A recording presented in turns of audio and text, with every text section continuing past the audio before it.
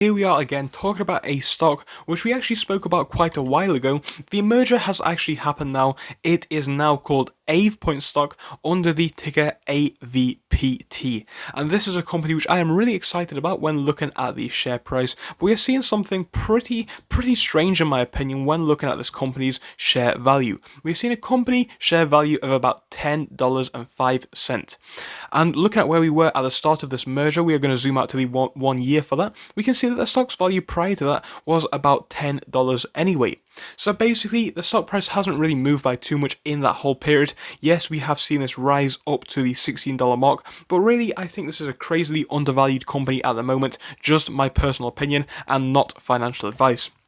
But again, if you want to hear why, I'm going to be talking about a few of those reasons in this video. This is definitely not a full fundamental analysis. If you want to see a fundamental analysis, I would be more than happy to do that for you guys. Make sure to leave a comment down below if you would. Again, this is not financial advice, just my opinion, but subscribe if you do want to see that. Join us on Twitter at N2SFinance, you can find that pretty easily. Join us on Patreon, link is down below. We now have a website where we post frequent stock market articles. You can find that in the description as well. It is called Markets Daily, as you can clearly see on your screen.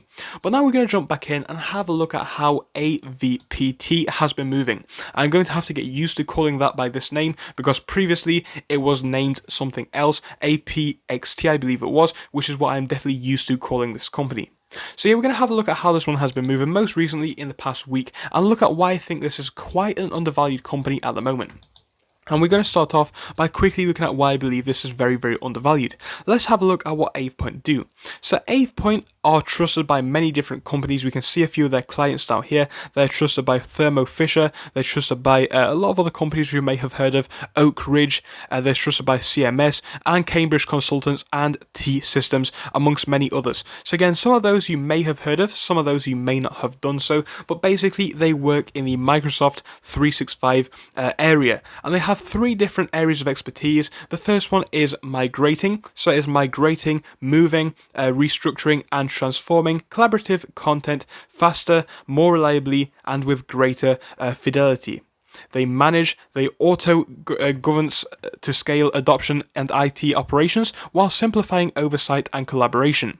They protect data as well. They reduce risk by improving processes, content security and compliance across more collaboration platforms.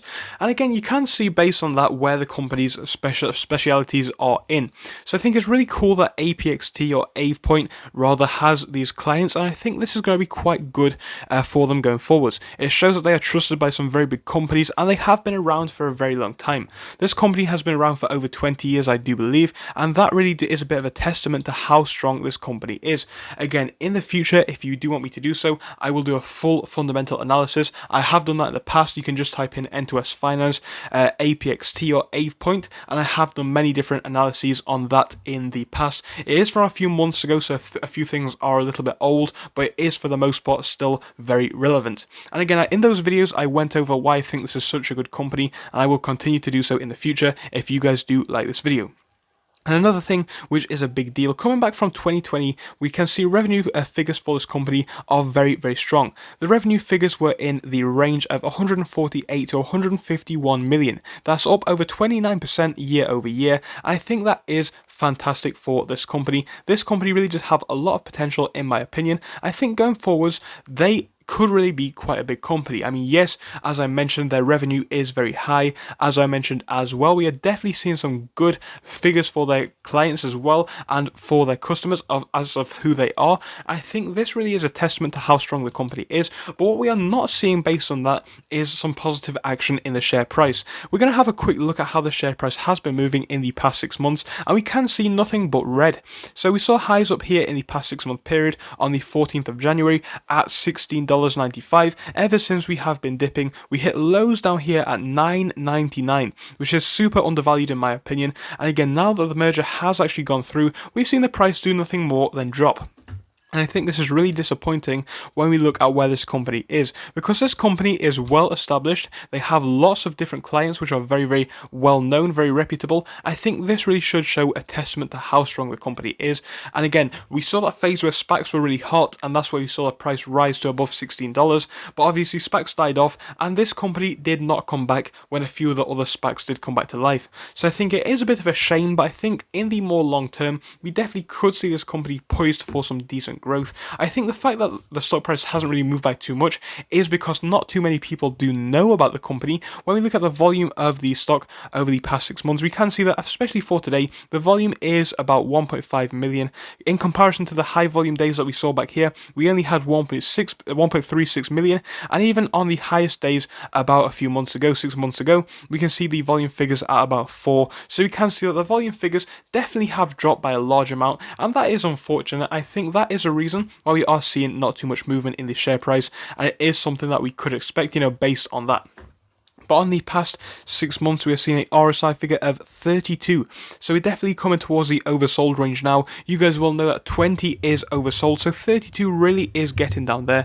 And it definitely is a bit of a shame that we have dropped this low, but that's what we're seeing on the RSI. If we move in a bit closer, the 30-day chart is showing us that same RSI of 32. We can see the moving average is sat at $10.86 in comparison to the actual share price of 10 and 9, which is quite a shame again being that low. The past 1 month is showing us a clear trend of downwards. We can see the MACD is becoming bearish right now, very, very bearish, as you would expect based on that price action. And even in the past 5 days, we are seeing a pretty dead moving average for this stock. We're seeing it sat pretty much where we are right now, and volume does continue to stay low. On the past 5 days, we are seeing that RSI figure at 53, and you would expect it to be quite neutral because we haven't really seen too much movement in the share price anyway. And today, we are seeing a figure of 57 on the RSI. We're seeing a moving average pretty true to where we are right now, and we are seeing a MACD which is pretty bearish as well coming in towards the end of the day. And again, that is because we have seen a day where we have dropped by about 3.72%. And if we look out to the past 6 months, we can see a clear trend now. Actually, we're going to go out to the year when we look at these Bollinger Bands. So the Bollinger Bands actually are continuing to get a little bit tighter over here. We can see them widening up ever so slightly as we saw that rise in price. And again, right now we are trading outside of the Bollinger Bands ever so slightly. But yeah, we are coming very close to the very bottom of those Bollinger Bands, ever so close to being oversold right now on the RSI. And I think right now the stock is quite undervalued. Again, the market isn't necessarily performing how we would want it to, and people aren't too interested in SPAC stocks anymore, but I think this is definitely a very interesting company, and I know that the price isn't moving by too much. I'm not saying that it will in the future because I am not a financial advisor, but I think this definitely, in my opinion, is an undervalued company. Tell me your thoughts down below, I'd love to hear them. Thank you for watching through till the end, but let me tell you about our Discord. So on your screen you will be seeing the N2S Finance Discord. Obviously it is split into multiple sections. Basically at the top we have updates from me and all that kind of good stuff. If you scroll down a bit further, we have the main sections where we focus on cryptos, SPACs and other hot stocks including penny stocks, even stable growth stocks as well, and we even have a special AMC GME chat. If you scroll down you can see some research and DD from the community. We also have funny memes and you can see actual contributions from members down here. And again, if you do join us, it is completely free, link is down below. But if you do want to become a Patreon, you will actually get a pink sticker which will be displayed on your name. So your name will come up in pink as mine comes up in red down here, and that will show that you are a Patreon. But other than that guys, you can join completely for free down below. You do not have to pay anything if you do not want to. Thank you for watching, see you soon.